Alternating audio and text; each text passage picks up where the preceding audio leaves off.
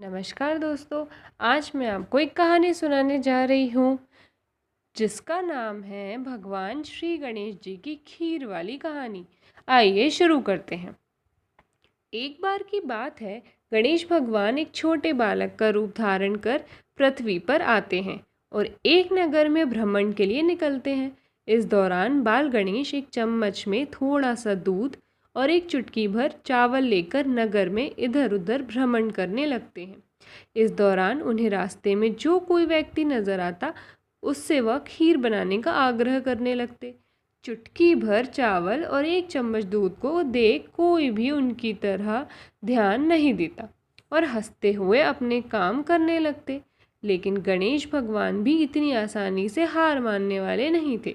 वे निरंतर आगे बढ़ते रहे और जो भी उन्हें दिखा उससे वह खीर बनाने का आग्रह करने लगे।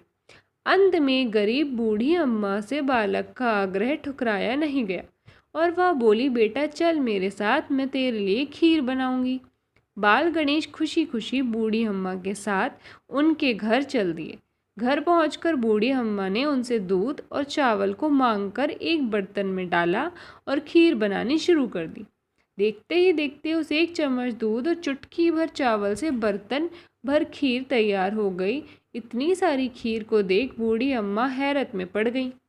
जब वह खीर को निकालकर बर्तन में भरने लगी तो देखते ही देखते घर के सारे बर्तन भर गए, लेकिन जिस बर्तन में खीर बन रही थी वह अभी तक भरा हुआ था। यह देख बूढ़ी अम्मा आश्चर्यचकित हो गई। उन्होंने बाल गणेश से पूछा, बेटा इतनी सारी खीर बन गई है कि घर के सभी बर्तन भर चुके हैं, लेकिन खीर खत्म ही नहीं हो रही। इतनी सारी खीर का हम क्या करेंगे? इस पर बाल गणेश ने मुस्कुराते हुए जवाब दिया कि हे माँ, सभी नगरवासियों को घर पर खीर खाने का निमंत्रण दिया। बूढ़ी अम्मा ने बालक की बात को मान रखते हुए ऐसा ही किया और वो सब नगरवासियों को खीर खाने का निमंत्रण देने चली गई। इस दौरान घर पर उसकी भूखी बहू भूख से व्याकुल होने लगी और इतनी सारी खीर को देखकर खुद को रोक नहीं पाई। उसने एक कांसे के बर्तन में खीर निकाली और गणेश भगवान को भोग लगाते हुए बोली, जय हो गणेश जी, भगवान आपके भोग लगे। ऐसा कहते हुए उसने खीर खाना शुरू कर दिया।